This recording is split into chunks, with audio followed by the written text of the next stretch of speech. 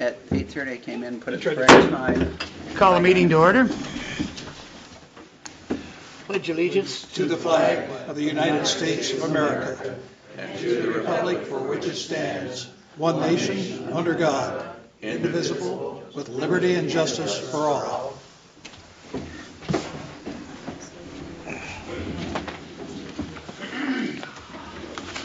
Remind everybody, this is a regular meeting of the Umatilla County Board of Commissioners. A written record is being kept of this meeting, as well as a visual record that's available to the public. Do we have any awards, recognition, or correspondence? No. No minutes of previous meetings. Council, are there any additions to the agenda? No, there are not.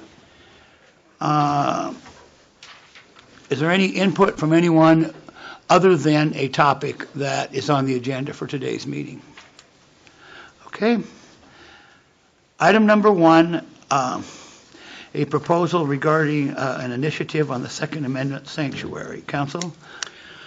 Okay. The county received a copy of a proposed Second Amendment sanctuary ordinance and requested that the Board of Commissioners place it on the ballot. Under state law, the board is authorized to refer matters to the voters. There has not been any formal petition filed with the county clerk's office, so at this time it's more of an informal request to have the commissioners refer the matter to the voters. Okay, any additional comment? There have been similar requests done in other counties, including actual formal petitions for initiatives, including one in Columbia County. In that county, the county clerk read the initiative and refused to put the matter on the ballot. Several reasons, primarily because it did not include all of the provisions within the actual proposal that it might encompass, that it dealt with administrative matters rather than legislative, and it also violated the single subject requirements. That refusal was appealed to the circuit court in Columbia County, and the judge on that one agreed that the proposal did not meet the statutory requirements for a ballot initiative, and so upheld the refusal to put it on the ballot. Based on my read of the ordinance and that case, it would be my recommendation also to deny the request for a ballot initiative in Umatilla County. Okay, any additional comment from county staff? All right, we had a sign up. Terry. Oh, Terry, thank you. Sorry, I missed him. Well, before you talk, Terry, we had sign up sheets. If you wish to speak, you need to give the sheets to us. So we can call up on you. Okay. You have a sheet? Haven't filled it out yet. Okay. All right, Sheriff Terry Rowan, Umatilla County Sheriff's Office. My review of what's going on around the state, in addition to Columbia County's case, I think that there's still some processes that are going on through other courts around the state. At this point, I believe that there are at least 16 counties that have some form of a Second Amendment ordinance in place. I'm being told that some of those are being challenged. My review of the ordinance itself, as everyone knows, I'm a very strong believer in the Second Amendment. There were just a couple of sections in there that I felt needed a little bit more defining to make sure that those that are prohibited from carrying for purposes of felony convictions, et cetera, suffering from a mental disease or defect, the actual statutes, quoting the actual statutes within this amended ordinance would be beneficial. They're absent at this time. And so that's the only pieces of the ordinance that gives me rise of concern. And then under exceptions, I think, it does outline, a felony conviction, but it doesn't speak directly to the statutes that it's consistent with. And so that would be my only concern at this point. Okay, thank you, Sheriff Rowan. Thank you. Any other county staff? All right. We have a 2-minute limit on public comment. I will go down through the sheets in order in which I received them. The first individual I would call on is Jesse Bonifer.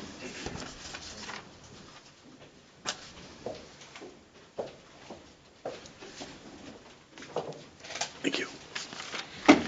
All right.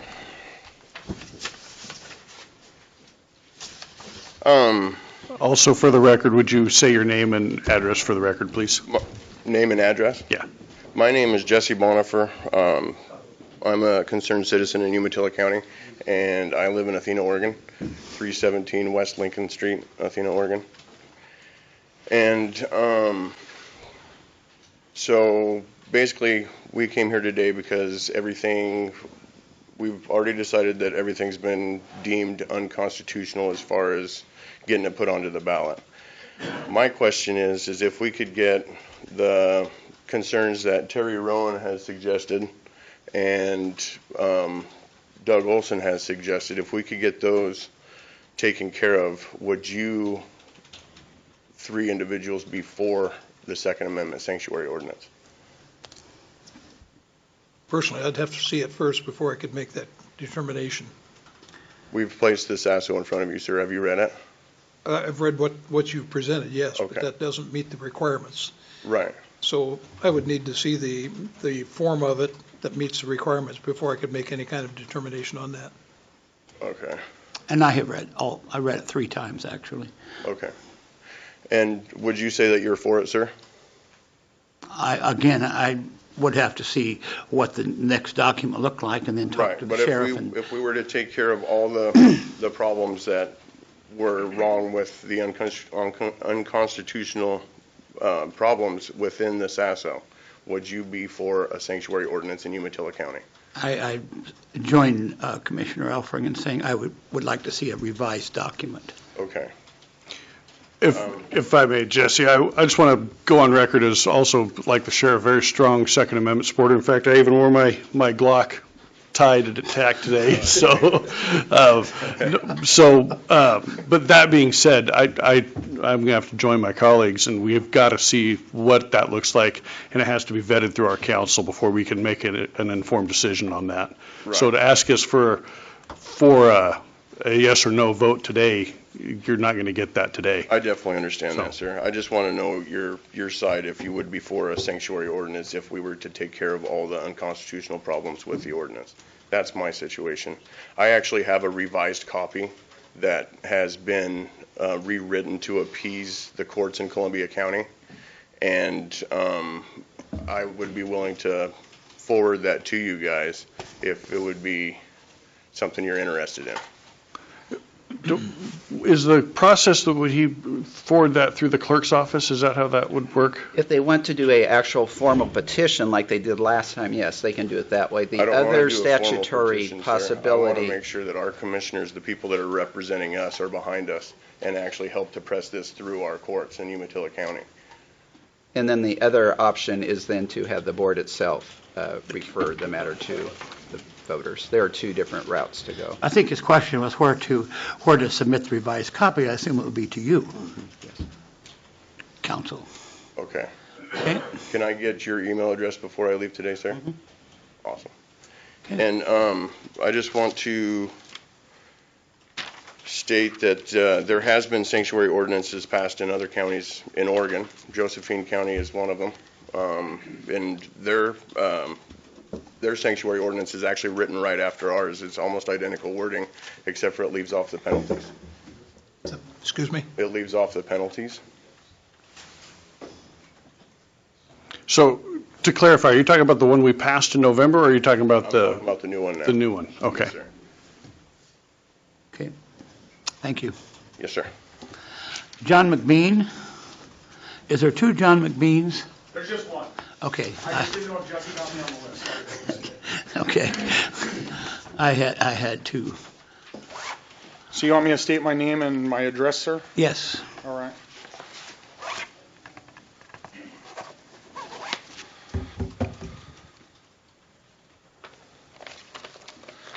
My name is John H. McBean. I live at 740 North Hunt, Athena, Oregon.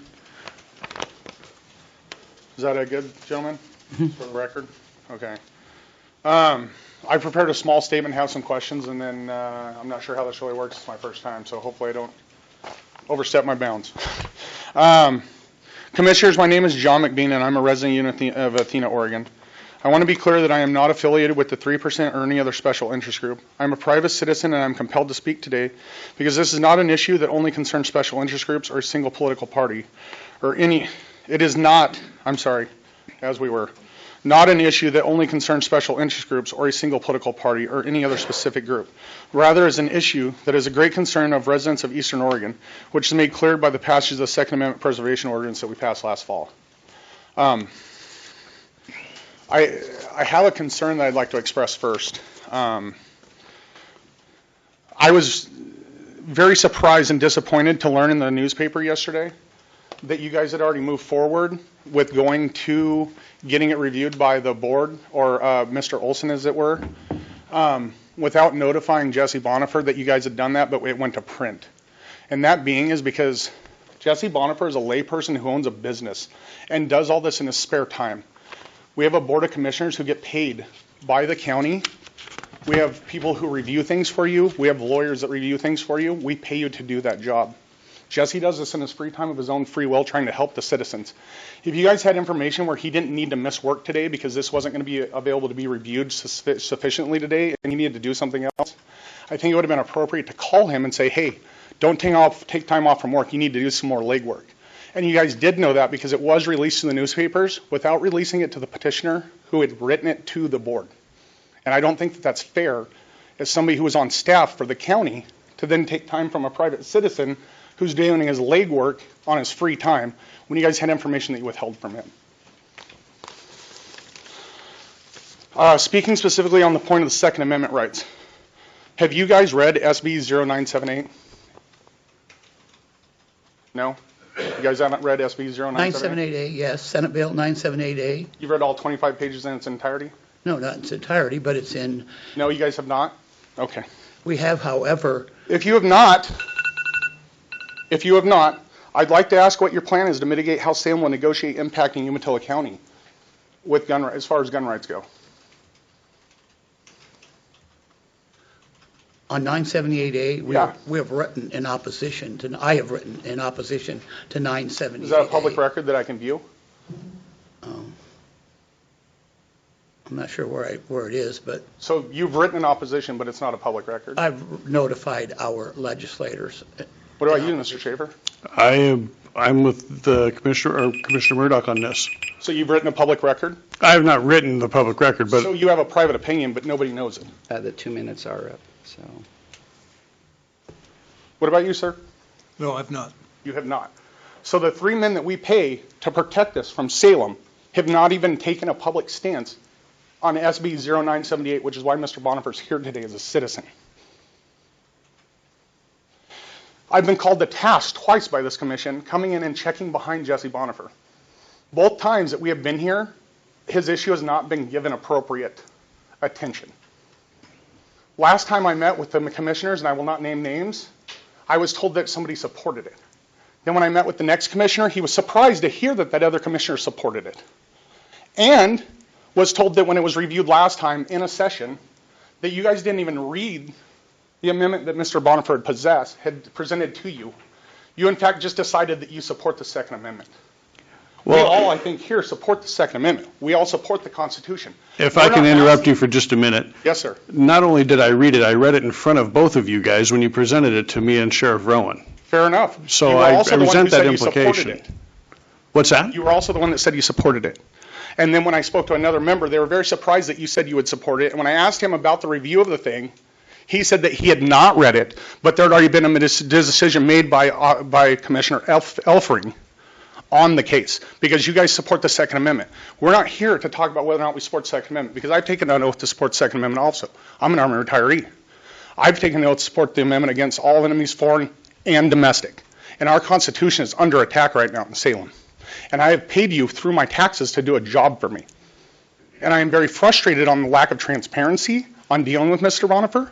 I am frustrated with the fact that you guys are putting up roadblocks instead of what you're going to do to help us. We pay you to help us.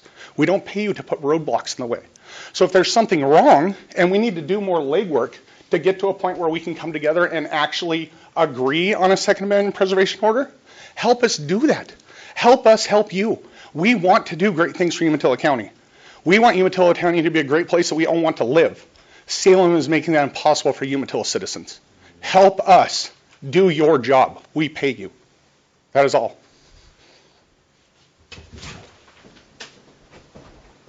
Stephen Bays.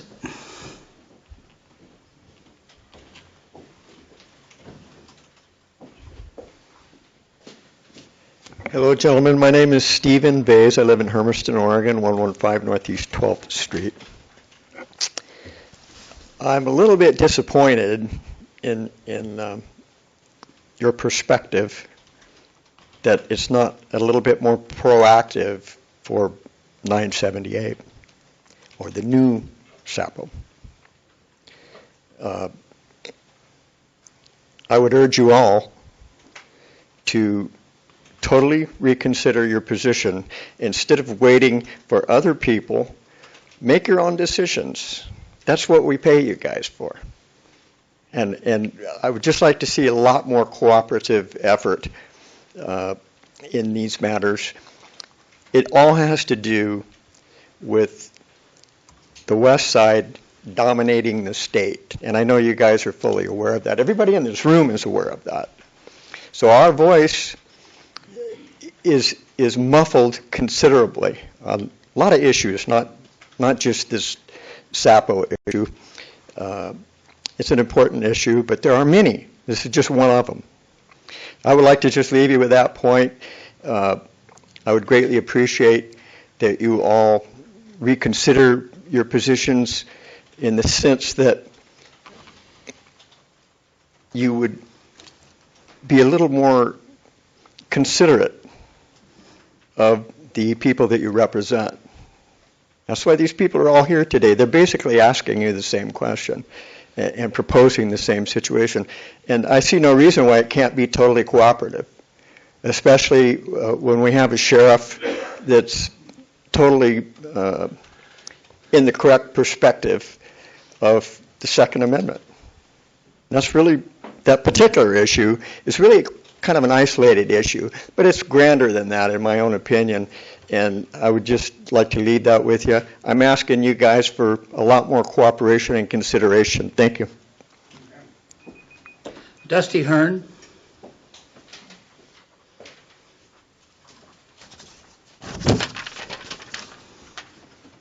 Good morning, gentlemen. Dusty Hearn, live over in Weston, Oregon. In fact, I know you, Mr. Murdoch. I'm here today because I'm asking for your support for a Second Amendment protection in Umatilla County. As we all know, a lot of the bills in that 978 parts of it are going to criminalize a lot of us. If we build our own guns, if we have semi-automatics that they don't agree with. So I guess all I'm saying, I just came here today just to ask you gentlemen to help us get something passed to protect us, you know, because Salem doesn't care. They can care less about us. Anyway, that's all I had to say today, and thank you. Thank you. Okay, do we have any other sheets? Okay, Commissioner comment? Commissioner Elfring? Well, I'd like to make the comment, my name's come up several times, and I've not had the privilege of being able to visit with any of the gentlemen who've come and testified here today. And if it's a county issue, then I'm concerned that they haven't brought it in and visited with me about it. So I would just say at this particular point, the issue does not meet the requirements for being put on the ballot. If it's to be put on the ballot, I would encourage them to go make the corrections that need to be made and then propose it back forth for something to be read. I would be very, very happy to take a look at what comes in and to compare it with the ordinance that we already have on the books. Commissioner Schaefer? Well, like I said in the beginning, I'm very pro Second Amendment, and unfortunately, this just did not meet the constitutional requirements that was already passed or shot down in court once. So I appreciate the fact that you guys have gone through and retooled it so that it would meet the requirements. But until our staff has vetted that, I'm looking forward to reading it at that point. So. A couple comments. I first of all am not particularly happy to have it asserted that I disregarded any input from Mr. Bonifer. I did meet with Mr. Bonifer for well over an hour. I was unaware, which has been suggested I did not. I was unaware of the issues that he was bringing to me. He provided me with a 4 or 5 page document, which I have since read 3 times. So to suggest that it was disregarded out of hand is a misrepresentation. I think it's clear, and I know it's not sufficient, but each of us took an oath of office to support the Constitution. We're all on record supporting the Second Amendment publicly. We also support the constitutional authority of our sheriff. We supported the ballot measure, which passed in the November election. As I already indicated, I have notified my legislators that I am against the passage of 978A, which is currently proposed in the 2019 legislature, and which, fortunately, at the moment is stalled in Senate rules. I'm aware of that as well. And quite frankly, I would make the public statement, I'm concerned about the direction of this legislature with regard to the dilution of Second Amendment provisions. But that being said, we're still bound to be aware of the recommendations of the law and the advice of the authorities who guide our decisions. I'm also disappointed that it's important. We have 15 people here today or so, but we don't just, each time an individual comes to us and says, you need to represent me, we represent 80,000 people. And I think if this matter finds its way forward with modifications, then I think it's entirely up to the people, the broad array of citizens of the county. What I am concerned about is the fact that while we generally agree with almost all the provisions that have been shared with us today, if we get into an adversarial relationship, that will not benefit you as citizens or the commissioners. So I think the suggestion has been made that we work together on this matter, and we're on the verge of going in opposite directions, and I don't think that would benefit either you or the commissioners. So that's my thoughts. Would it be okay for me to be heard again? I would like to at least address what you There's said. rebuttal, right? That would be fine. Okay. May I approach? Yes.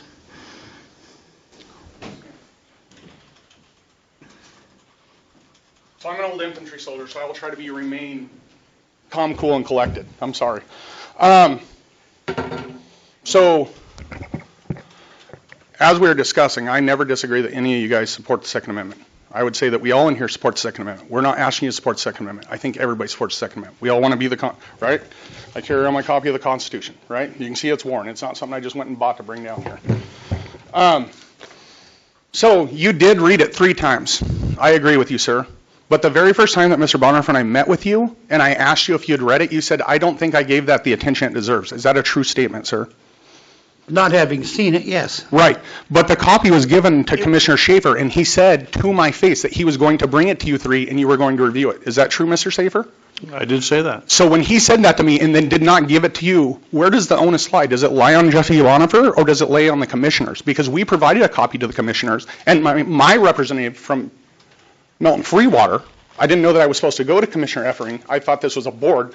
I went to Mr. Schaefer and gave him a copy, who he is to provide to the board. And so the fact that Mr. Murdoch wants to go on the record and say it wasn't provided to him and put the onus on us is not fair, because it was provided to the board. It was provided to Mr. Schaefer. He said that he would be brought to you guys because I didn't understand how this goes, because I'm a layperson. Again, I am a layperson. You guys are paid to do a job. If it should have been handled in a different way, Mr. Schaefer should have told us, this is not how this works. Go somewhere else. This is the adversarial conversation that Commissioner Murdoch was just referring to. I understand. But now I think we need to represent ourselves fairly, because he said that what he said was not how the process happened. Right now, you have 3 allies on the board. Don't make us against that. Well, right now I feel like that I have 3 allies for Salem. So let's work this out together. Okay, because I just want to caution you. Okay. When you talk to us that way, we're less likely inclined to help you. I'm on your side. I don't want to interrupt you, but I want to tell you right now, we're not being helped. Okay? You just did. Yes, sir. What I'm saying is, we are on your side. Don't make it, he said, she said, whatever that is. This is a relationship we can work together with, or we can work against each other with.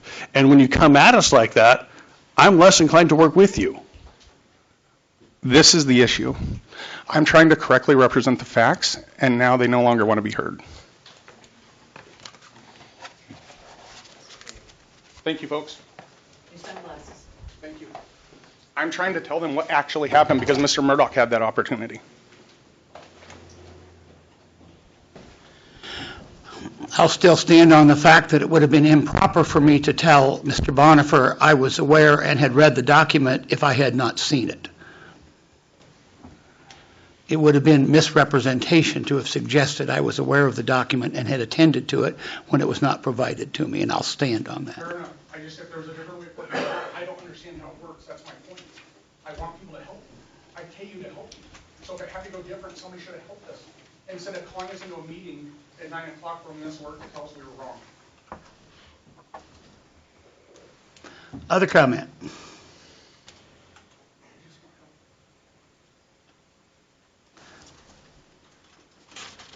It's an action item. Okay. What's your pleasure? Mr. Chair, in the manner that it's been presented, I move that we deny the request for ballot initiative and request that those who are proposing it take it back, rework it, put it in position and conditions so that it can be considered. Second. Additional discussion? All in favor, say aye. Aye. Aye. Okay. All right. Item 2, supplemental budgets.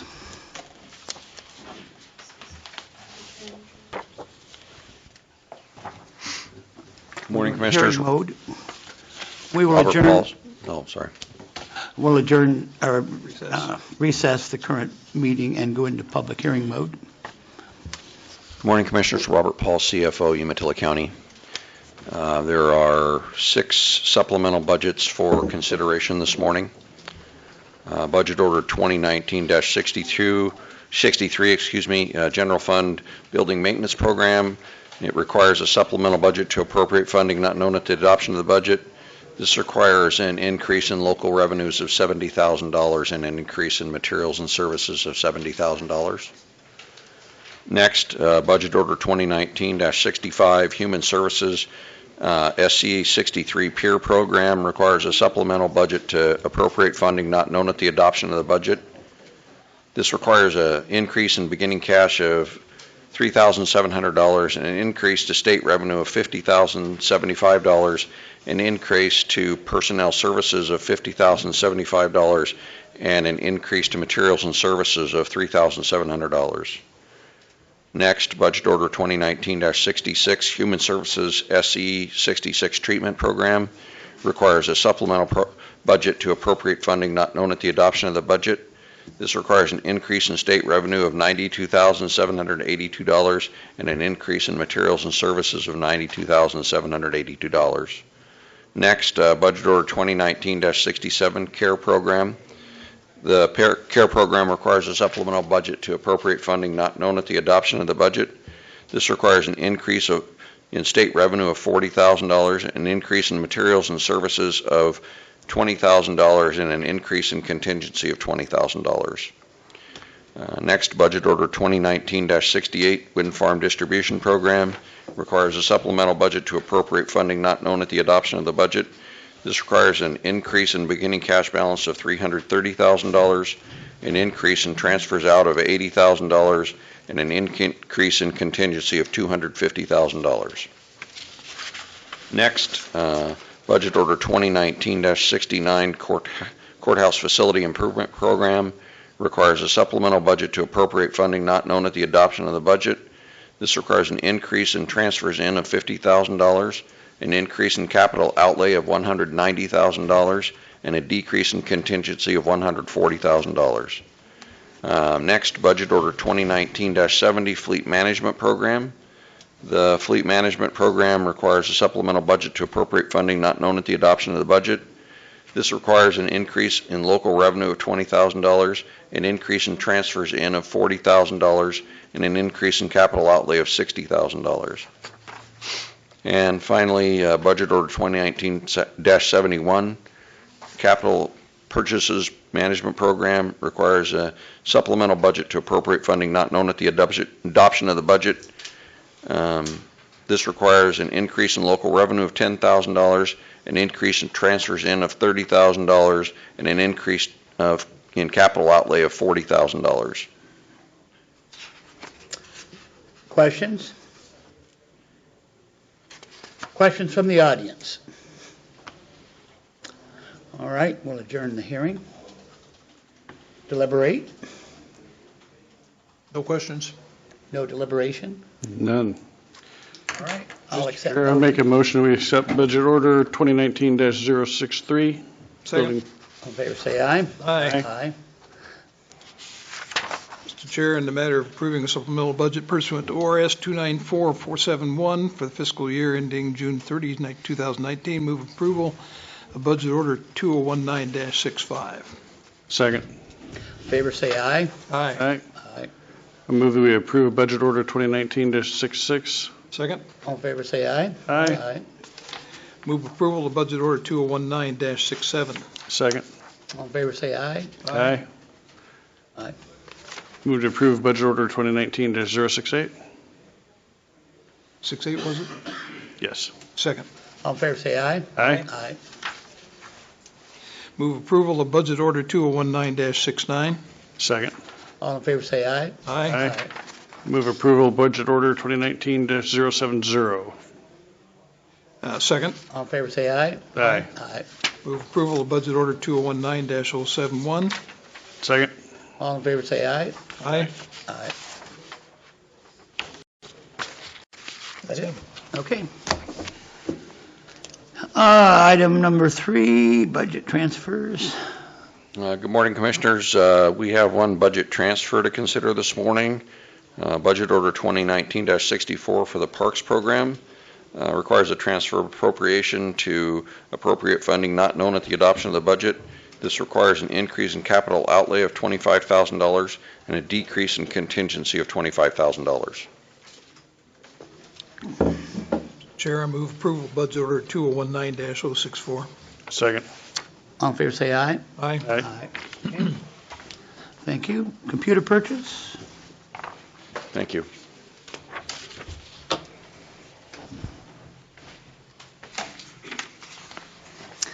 Phil needs to know that. Phil needs to know that.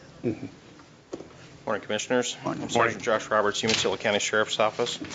I come before you today to request approval for the purchase of 10 Lenovo ThinkPad A485 laptop computers. These computers will be used as mobile data terminals, or MDTs, in our patrol cars. Currently, we've been operating with Dell tablets, which were purchased about 5 years ago. Several of those tablets are starting to break down, and combined with increased growth that we've had at the Sheriff's Office, we currently have 6 patrol vehicles that don't have MDTs in them, and 3 right now that are out of service. They broke down. The hardware is failing on some of these tablets, and so these 10 laptops will help to first of all outfit all of our guys with MDTs in their cars and start replacing the ones that are breaking down. We're going to be going, like I said, with the Lenovo ThinkPad A485s. That was identified by our IT department. We worked with them. They went out and shopped around and came up with the best price, and it was their recommendation that we go with these units.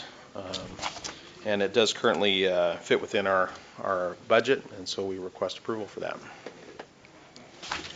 Is there any additional programming necessary for the new computers? Not anything outside of the county. IT takes care of that, so there is software to install, but we already have that in place. And so once they come in, IT takes care of configuring. Existing software is adequate. Yeah. Mr. Chair, I move for approval. Second.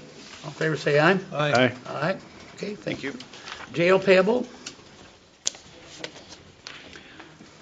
The sheriff handling that?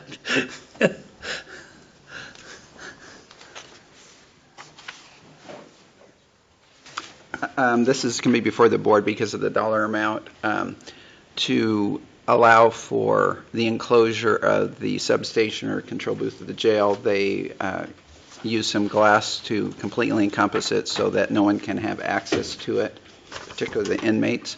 And so that cost was $5,649, and the payable is before the board for approval. So moved. Second. Can I ask a question? Does that eliminate access to the booth?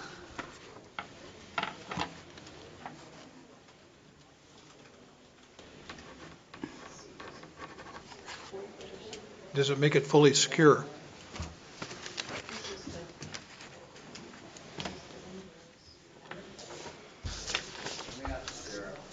I have pictures if you want them. Well, This is substation, right? Is that what we're talking about? Mr. Littlefield, my only concern is, what? I just want to make sure the location. Okay.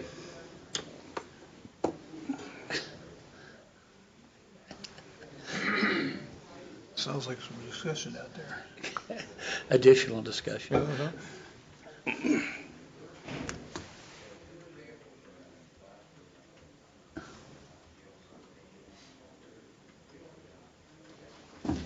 He says it's fully enclosed. Sorry, still trying to calm that. We appreciate your service.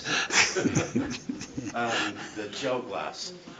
At our substation here a few months ago, if you can imagine just sort of like a half moon type of a station with computer monitors, sometimes the staff that are going out and doing the gel checks man that station, but while they're away from that station, it becomes unsecured. And something as simple as this created the need to make that a more secure area. And so an inmate was walking by, ended up reaching in, grabbing the hydro flask, and taking it back to his cell and started modifying it. So it was recovered, returned back to the substation, and so we felt that to protect that area more readily is to sort of wall that off. We put a couple of doors in, secure doors, so only staff can access that area. During certain times of the day, there's quite a bit of inmate movement back and forth from the various housing areas right past that station. And if they're out feeding inmates or doing their rounds or whatever the case may be, it makes that vulnerable. So this isn't I guess my question was, this isn't the one that's up above? Not the control. No. The control? Okay, my only interest was. The opposite end of that. Okay, my only interest was in the control because I don't know enough, I only know enough about it to be dangerous, but it was my understanding that is a safety exit as well. Isn't that correct? In the control area, yes. In the control area, that is a safety exit. Yes. Isn't that correct? That is correct. So we're not impairing that in any way? No. Okay, that was my only question. Okay, Thank you. thank you. Don't leave for a second. Okay. Okay, all in favor say aye. Aye. Okay, I don't know whether this is appropriate or not, but I would like to make this notation for the record. Based upon our earlier conversation, Commissioner Schaefer did in fact contact Mr. Bonifer in advance of this meeting, who said, I still wanted to come and plead my case. So that it was inferred that no contact was made with Mr. Bonifer in advance of today. Yes, in fact, it was. Okay, that might help you. All right. Item number 6, election payable.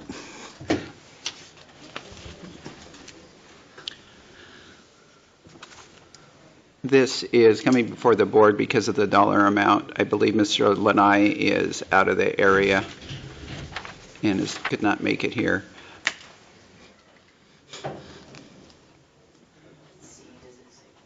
This is for the ballots for the upcoming election, and it's been budgeted. It's a routine expense, so the request is to approve the payable to Ryder Election Services in the amount of $18,404.47. Mr. Chair, I move approval. Second. All in favor, say aye. Aye. Okay, vehicle purchase.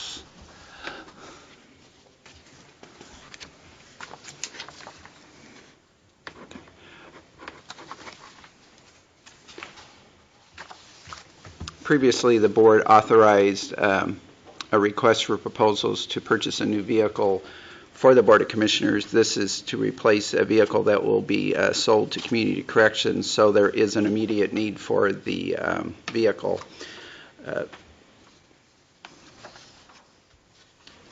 There were 6 proposals that were submitted. Of those 6, 4 of them were in stock and available for immediate delivery.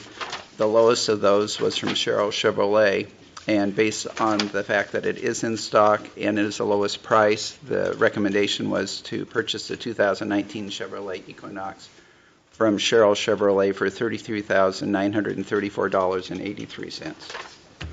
So moved. Second. All in favor, say aye. Aye. Aye. What color is it? Blue. Oh, good. You won't be confused with us. Yes. Heaven forbid. Good. Yeah, heaven forbid. All right, A&D payable, item 8. Good morning. Amy Ashton Williams, Director, Umatilla County Human Services. The payable before you is for the purchase of Narcan. Back in 2018, Umatilla County Human Services wrote for an Oregon opioid state targeted response. Part of that grant was for the purchase of 1,920 doses of Narcan. Narcan is an opioid reversal medication. So we see this as a treatment response and also as a public health service for individuals.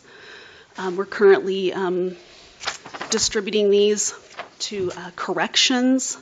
I believe the Juvenile Department, Community Corrections will be receiving training and dosage. We will be having we actually had a public forum last week for opioid, and everybody that attended was trained and given 2 doses of Narcan. So the hope of this, you probably will see us again, because in this we only purchased 300. Is this the nasal one? Yes, it's the nasal. So this is the 300 doses. So our total budget for Narcan is $72,000. So we'll be back. I'm sure I'll be back again to speak to you about the purchase of additional Narcan, which is specific for Umatilla County. Okay. As a former Narcan instructor and the use of that, still current, by the way, no, I see this as a great thing for you, and I'm looking forward to this being out in the community. It's a lifesaver. It truly is. Lifesaver. So. Yes. Thank you. With that, I'd make a motion to approve. Second. All in favor, say aye. Aye. Aye. Thank you. All right, item number 9, McKinney Avenue repairs. Mr. Fellows?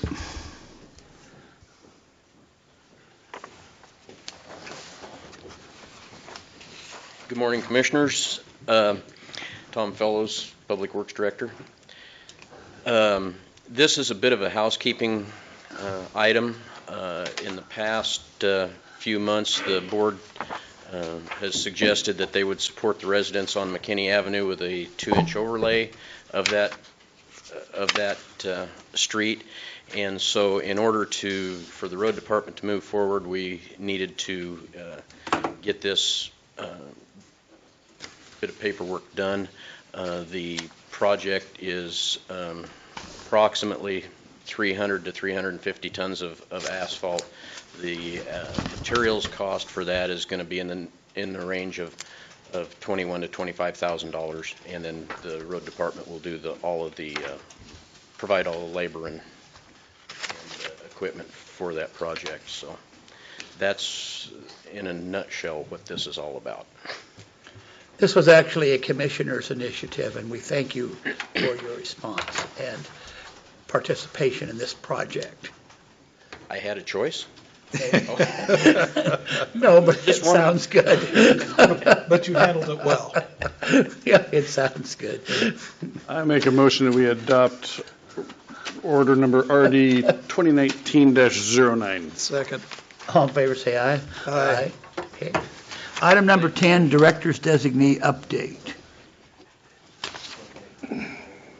This is coming before the board for approval to update those employees of Lifeway that have the ability to exercise a director's hold on the individuals that may need it.